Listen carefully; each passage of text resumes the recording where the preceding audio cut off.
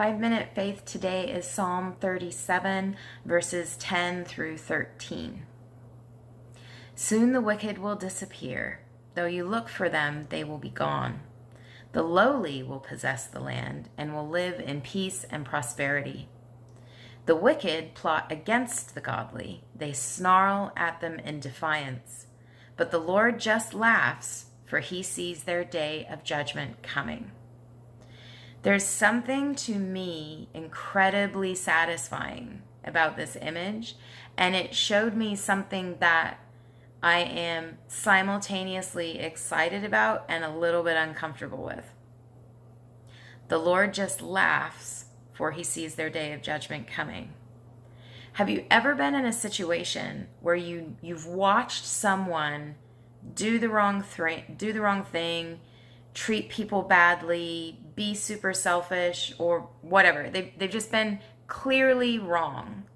And at first it seems like it's getting them somewhere.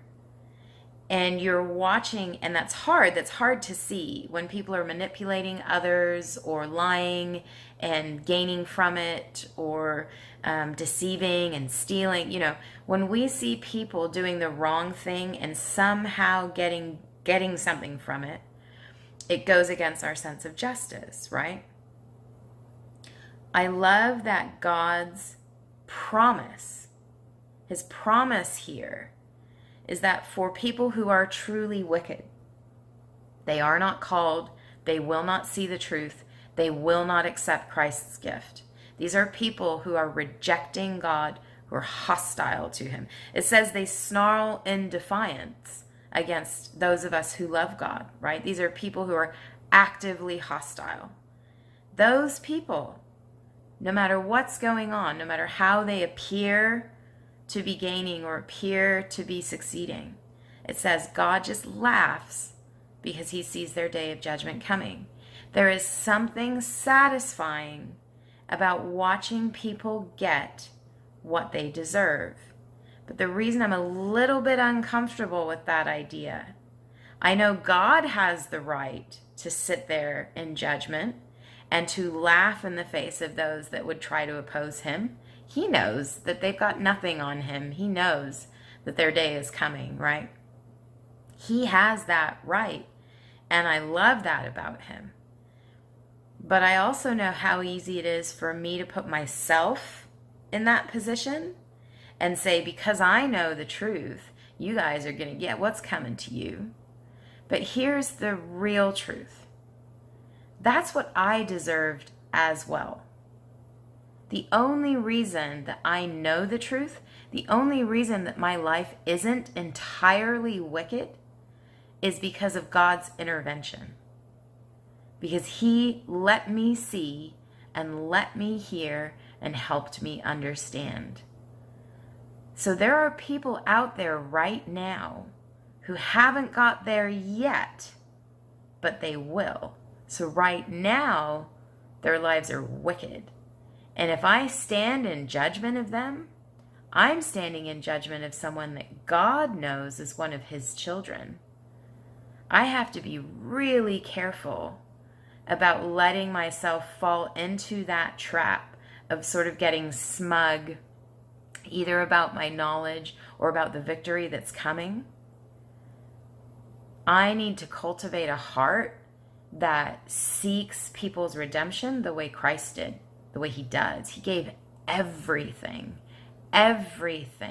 for even the people who hate him. Even you think of the most vile, wicked, evil person that you can identify. That person, Christ died for them.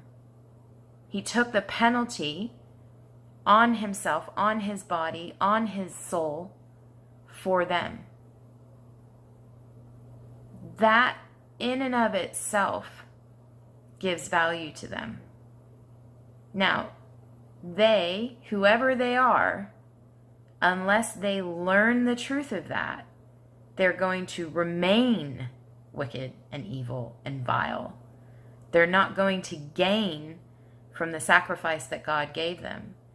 And God has the right to see and to feel the sense of justice and the satisfaction for giving those people their due when the day comes.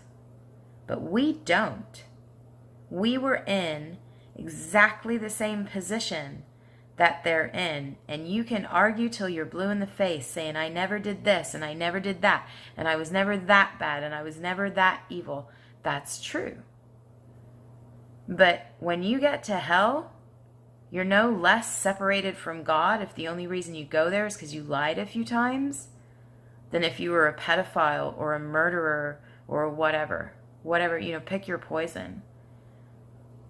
Getting to hell is not an achievement. We were all headed there. Every single one of us. The achievement belongs to Christ for saving us from it. So yes, I do gain satisfaction when I read that the Lord laughs at the people who think they're so clever or think they're so strong and they've got it all together, and they're going to find out that's not how the world works. But it's only Him who has the right to do that, not me and not you. And let's encourage each other to not let ourselves slip into that attitude, because we don't know who God's going to make an amazing, amazing example of redemption from. We just don't know. Let's not let our sense of righteousness, let's not let that get in the way of loving people. I'll see you next time.